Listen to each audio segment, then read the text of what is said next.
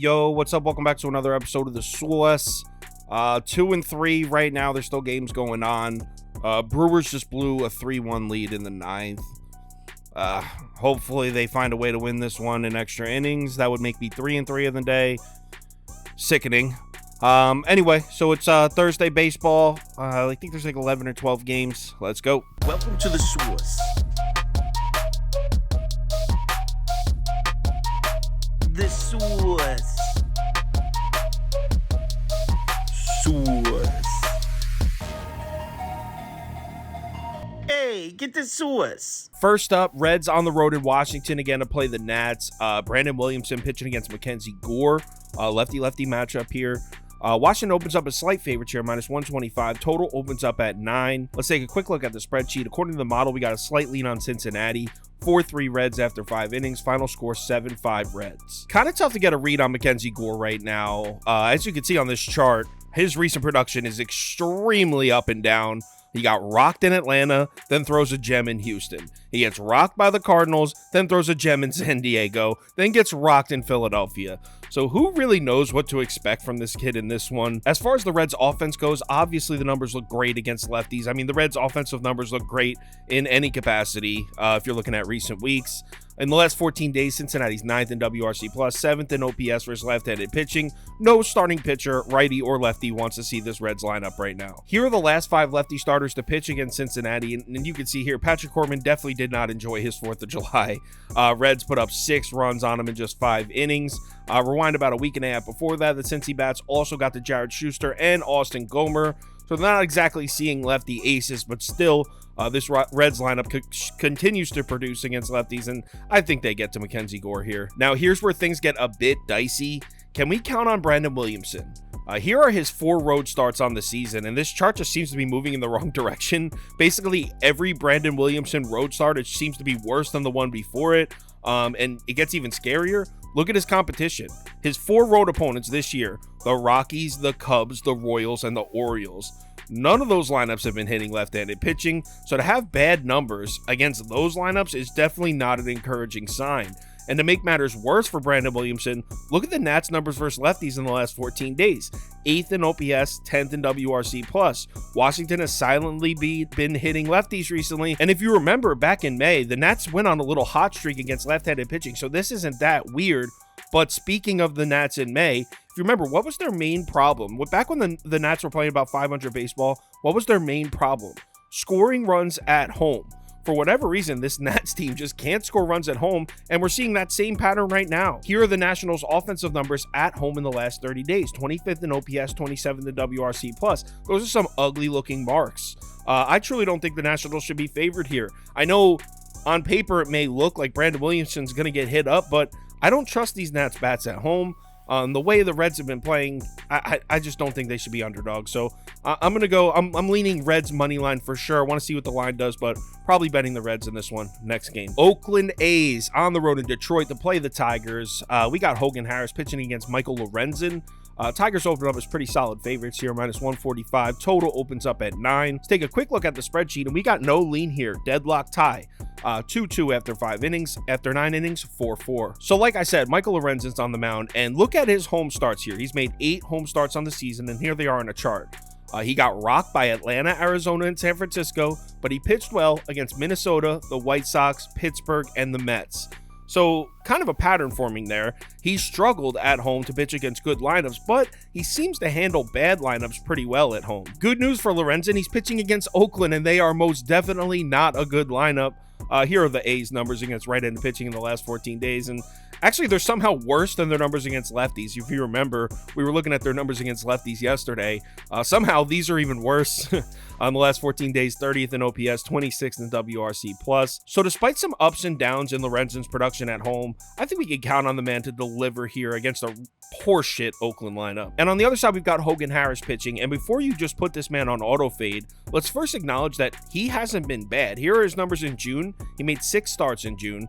4.36 ERA, a 121 whip, and a 4.72 FIP. Those are some decent looking numbers. Now, when we switch it from his June numbers to specifically his numbers from his last 2 starts, we do see a jump. He's coming off back-to-back rocky ones, 7.20 ERA and 7.70 FIP. He definitely struggled against Toronto, and he struggled against the Yankees. The question is, how much faith do you have in this Detroit Tigers lineup? Here are their recent numbers against lefties. I mean, they're not awful, but certainly not anything electric either. 16th in WRC+, 18th in OPS. We just saw the Oakland A's yesterday roll out a lefty against this Tigers lineup, J.P. Sears. Want to know how he pitched? 7 1/3 shutout innings, 5 hits, no walks. He completely blanked this Tigers lineup. I truly don't think it's crazy to say that Hogan Harris pitches a good game here. So it may look on paper that the Tigers have this huge advantage in the first 5 with Lorenzen pitching against Hogan Harris, but I think it's closer than you would think. And then when you take a look at the bullpens, again, you may think the Tigers have a huge edge because the Tigers bullpen has been pretty respectable this year. But look at the numbers from the last 14 days. I'm just not seeing that big of an advantage here. Tigers are 20th in FIP, 20th in WHIP. Oakland, 22nd and 26th. So I won't bet Detroit. I'm definitely not betting Detroit here. I think the best way to go is to hit an under. Its total opened up at 9. It already dropped down to 8.5. I like Lorenzen to pitch well, and I think Hogan Harris is going to pitch well too. So probably going to go under 8.5 in this one. Next game. Cubs at Brewers. Marcus Stroman pitching against Freddie Peralta. Cubs open up a slight favorite here, -120. Total opens up at 7.5. Take a quick look at the spreadsheet. We got a slight lean on the Cubs. 2-1 Cubbies after 5 innings. Final score 4-3 Cubs. So at first glance on this one, things look great for Marcus Stroman. Since joining the Cubs, he's made 4 starts against Milwaukee, and they've all been good. He's 2-0 with a 1.05 ERA and an 0.77 WHIP in those 4 starts. But the current Brewers lineup lifetime against Stroman actually have some solid looking numbers. They're hitting 295 off him with an 817 OPS. So the Brewers bats have had success off Stroman. They just haven't got to him in his 4 starts with the Cubs. One thing I will say about Marcus Stroman is I know if you look at his last 2 starts, they look terrible on paper, but look at his FIP numbers. Look at this chart here. The last 2 starts, yeah, the earned runs numbers are up, but his FIP isn't any different than the previous 7 starts. So sure, he gave up a bunch of runs, but these numbers indicate that he had some really bad luck defensively behind him. I'm not really crazy about the idea of fading Marcus Stroman. That being said, this Brew Crew lineup is starting to wake up a bit. Here are their numbers against right-handed pitching. In the last 30 days, obviously bottom in the league. We know how badly this Brewers lineup was struggling. 27th in OPS, 26th in WRC plus in the last 30 days. But look at the last 7 days. 15th and 15th. This Milwaukee lineup is definitely not to be blindly slept on anymore. And we've got Freddie Peralta on the mound for the Brewers. I know not everybody is big on Freddie right now, but this dude has dominated the Cubs. Look at his numbers from his last 8 starts against the Chicago Cubs. 3-0 with a 2.55 ERA, a 101 WHIP, and a 34% strikeout rate. Look at the Cubs' lifetime numbers against Freddie. This is the current Cubs lineup.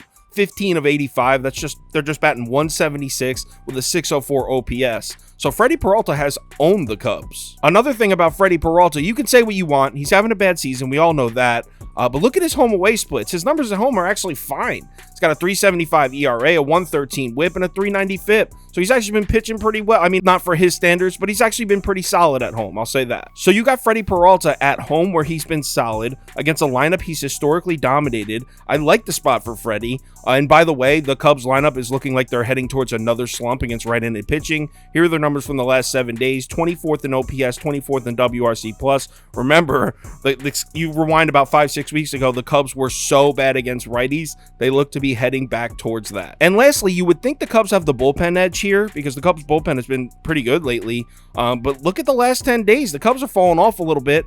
Cubs are 11th in FIP, 12th in WHIP. Meanwhile, the Brewers, 4th and 7th. Milwaukee's bullpen really got their shit together, and they've outperformed the Cubs bullpen of late. So I think it's a good spot to fade Stroman. I'm not crazy about it, but I'm on the Brew Crew here. Give me the Brewers money line. Next game. Phillies at Rays. You got Christopher Sanchez pitching against Tyler Glass now. No line and no total open for this one as of yet. Let's take a quick look at the spreadsheet, and we got 3-0 Phillies after 5 innings. Final score 4-2 Phillies. So a lean on Philadelphia here. I'm skipping this one. Obviously, there's no line or anything open. Want to make sure that these are definitely the 2 starting pitchers we're going to see.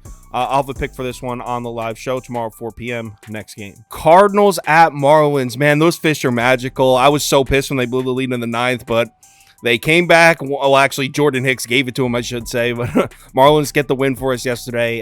In this one, we got Jack Flaherty pitching against Yuri Perez. This one opens up as a pick'em, -110 across the board. Total opens up at 8. Let's take a quick look at the spreadsheet. We got a lean on the fish here. 4-2 Marlins after 5 innings. Final score 6-4 Marlins. So Yuri Perez got hit up in his last start. But here are his last 7 starts on a chart. You can see that that's clearly an outlier.